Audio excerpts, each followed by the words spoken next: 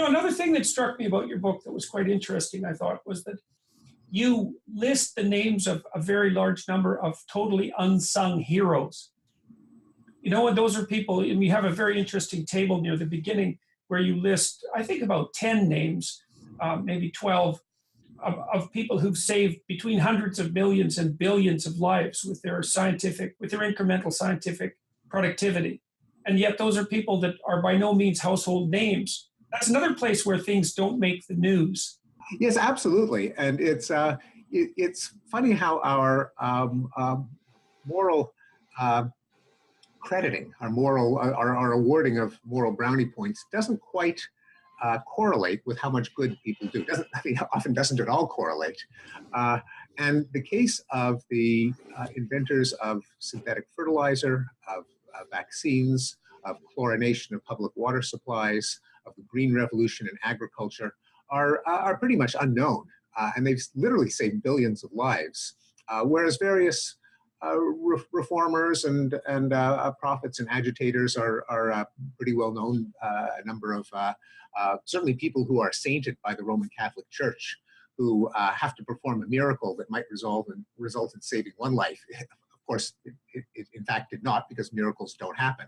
But the fact that that definition of saint has nothing to do with saving lives on scales of millions or billions just shows how the human moral sense is not really well calibrated to morality as we would defend it by our best. Yeah, well, I think it was Stalin who said something like, a single death is a tragedy, but a million deaths is a statistic.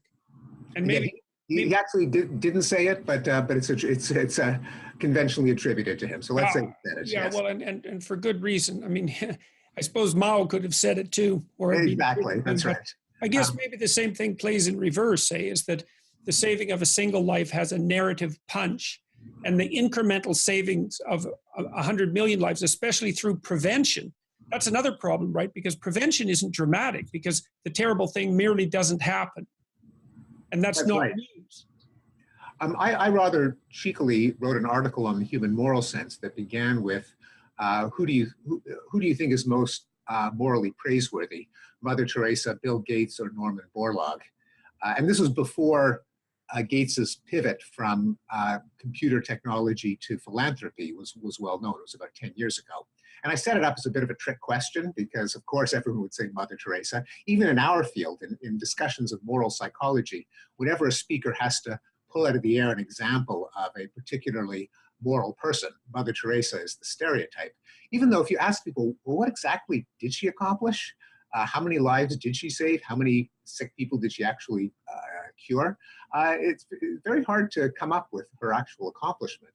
Whereas Bill Gates has already been credited with saving perhaps 100 million lives through his efforts to eliminate infectious disease in the developing world. And Norman Borlaug won the Nobel Peace Prize in 1970 for his role in fomenting the green revolution, probably saved 1 billion lives. Right. Selective breeding of hybrid crops that required less fertilizer, that could be grown twice a year, less water, higher yields, less susceptibility to disease, which turned countries like Mexico and India from basket cases to exporters of food in less than a decade. Right. You'd think that would be a story that everyone in elementary and junior high school would learn, because it's an absolutely remarkable story. And no one, I don't know what percentage of people would know his name, Borlaug's name, but I don't imagine I suspect it's in the low percentages, if that. I'm sure that's right. I think, and there may have been a change. I seem to recall, although I hate to begin any sentence with when I was young in my day, but we did read heroic biographies of medical pioneers like Banting, the discoverer of insulin, and Pasteur, and Thomas Edison.